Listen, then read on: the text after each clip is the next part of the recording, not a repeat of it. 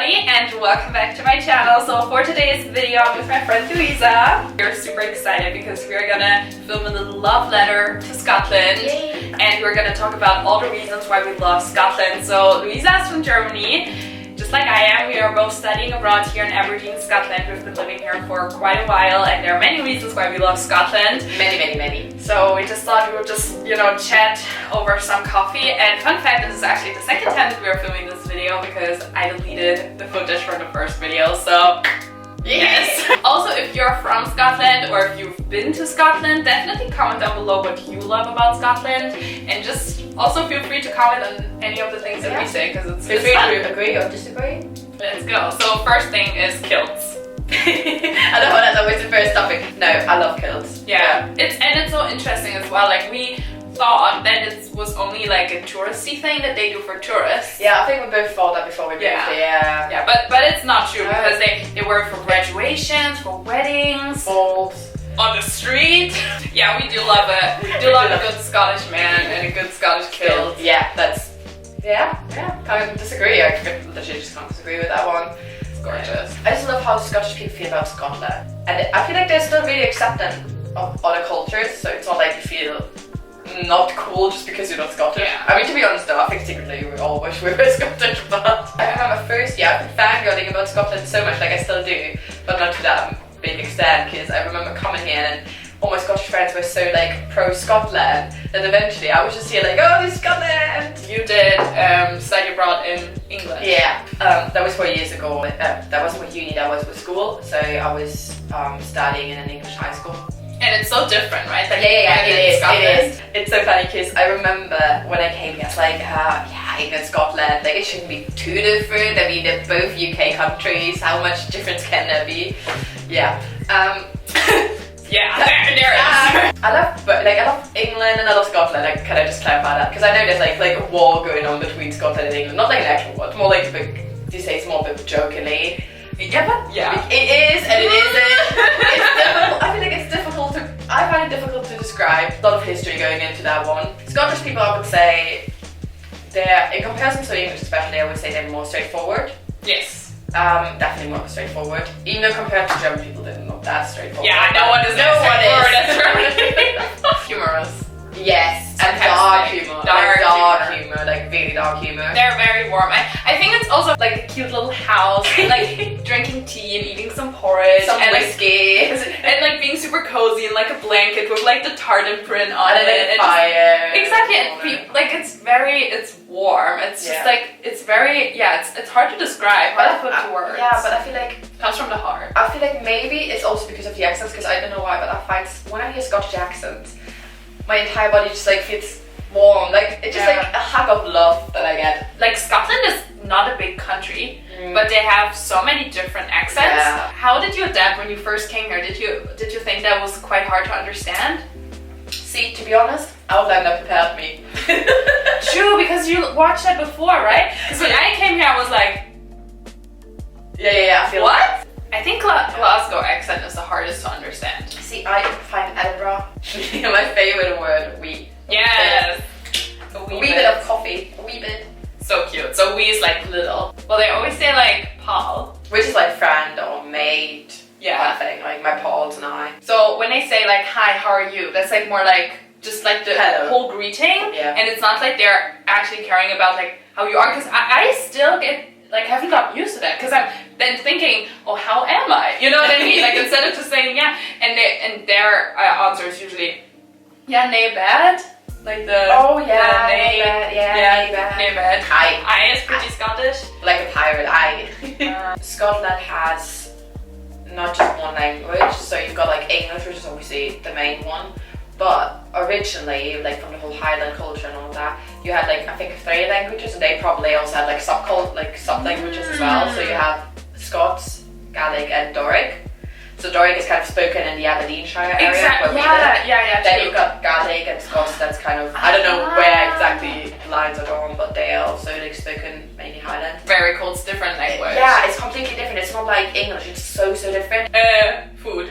Let's talk about food. No, I think we should do Scottish man first. Oh! We already started that one, so we're going with that one. Well, to be fair, when I first came to Scotland, or honestly before before that. I was like, nah, I don't like the Scottish type. Yeah, my boyfriend.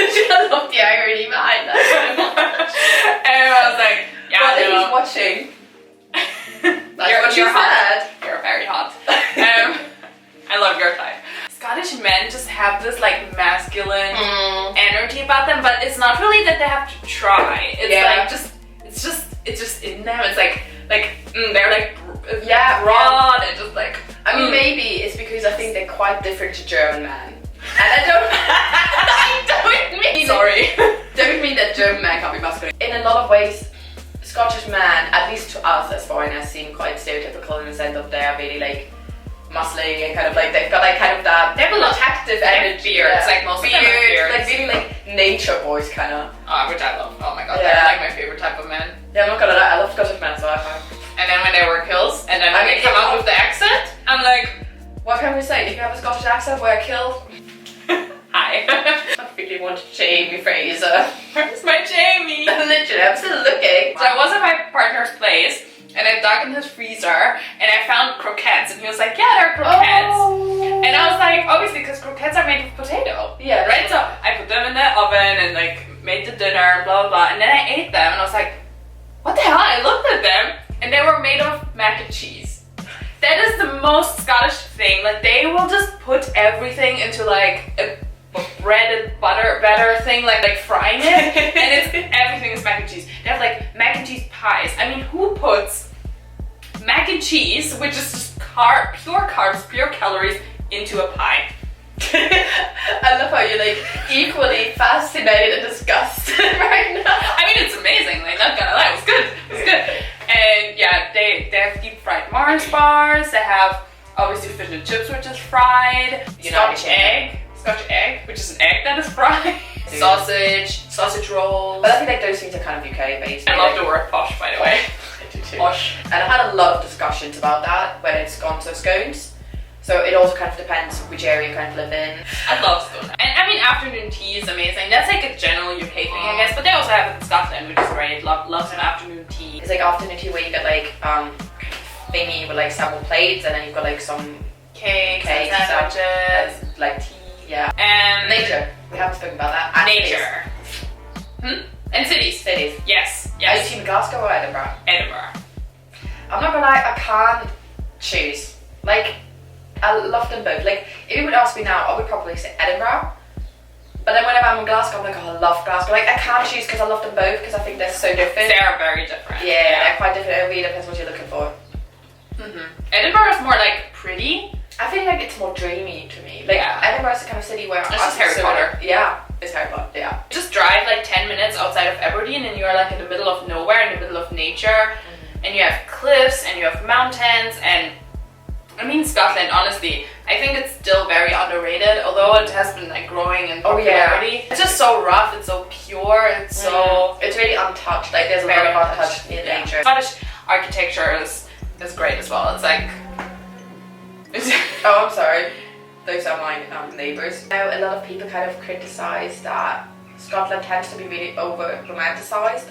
Takes like the focus away from the issues Scotland has. That's the thing as well, you can always find negatives. Oh yeah, totally. Always. Like I said, there are loads of people living on the street and it can be a bit scary at times. The weather can be shit too. Oh yeah. Scottish weather. Don't even get me started. I mean, there are a lot of things that aren't like ideal, but really it's about like focusing on the positive. Yeah, and also there's charm about certain things. Like obviously there's no charm about poverty. Poverty is not good.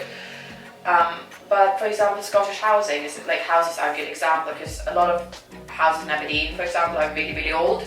And I personally think they're lovely. I love them so much. I think they're beautiful. They're gorgeous. I like living here. I think it's kind of the charm of the city living in one of those houses. But the isolation, for example, is terrible. Like it's freezing cold inside. Those bathrooms, you have two. Two like tap thingies. Yeah. For water. Taps, yeah. And I know a lot of foreigners complain about it, but we did mention Irn-Bru. I like Irn-Bru, but I can't drink too much of it. It's fine, like a sip of it is fine. To kind of fill everyone in who doesn't know what Irn-Bru is, it is Scotland's national drink. I don't know if it's an official drink, but everyone who's Scottish basically loves Irn-Bru. It's neon orange, so it is not looking like something I would normally drink. It's really sweet though, and I feel like most foreigners actually don't like it, but don't tell that like to any Scottish person because they will probably murder you. I've told people that I don't like Irn-Bru. Don't do that. Don't do that. If you want to make friends who are Scottish, don't tell them that you don't like it if you don't like it. We also didn't talk about Ceilidhs. Oh, we did mention Ceilidhs. Ceilidhs. Oh. Yeah. I've never been to one. It's not just one kind of dance, but it's like different kinds of dances, and a Ceilidh is kind of like doing those dances. Organisations, businesses, people, unis, whatever, throw a Ceilidh where everyone goes and then they drink and then dance those Ceilidh dances, but you can also have a Ceilidh within a ball or like another event. So I experienced Ceilidhs at like uni balls. So we would have a ball and then all of a sudden they would be like, hey, let's have something, let's, you know, do a Ceilidh. So they would just do all the Ceilidh dances and then everyone who's not Scottish would stand there and be like, I don't know what to do, but... Yeah, because they learn it in school, right? Yeah, most likely you have like a live band doing the music, so they will kind of explain the steps before you actually dance the dance. But obviously Scottish people have a massive advantage because they learn them in primary school, so they all want perfect at Ceilidh dancing, and then all the foreigners are just like, please don't kill me. It's very fun though. It is a lot of fun. So I'm not gonna lie though, at my first Ceilidh I thought I'm gonna die because doing it in heels where you have no clue what you're doing and they just jump in the ground and you're just like, they just throw you around and it's crazy. I'd say Aberdeen is quite different to the rest of Scotland. Yeah. And a lot, too, like, very transparent here, a lot of people like don't like Aberdeen, and I have definitely been there as well. Like in my second year I didn't like it at all, but now I really like it, also because I feel like Aberdeen has really improved. Like they opened the arts gallery, they have the rainbow staircase, and they made up like Marshall College and like new coffee shops and stuff. If we would have better weather, it would be brilliant. At times, especially I would say November to like end of January, February, it kind of feels so depressing. Aberdeen is also known as the Granite City because everything, and I mean really everything, is made out of granite. Yeah, so it's great. great. But it's beautiful, like it's beautiful, the buildings are beautiful, and if the sun is out, the granite kind of shimmers as well. If you can't get enough of our beautiful voices, the same day as this video goes online, a podcast of both of us goes online as well on my podcast channel. Yes. Check out Lisa's podcast. So if you can't get enough of our voices, yes, that's the place to head. I will link it down below. So those were all the reasons why we love Scotland, and we really hope you enjoyed the video. And again, comment down below why you love Scotland, because we love discussing it. Hey! Well, thank you so much for watching this video, and we will see you guys soon. Bye!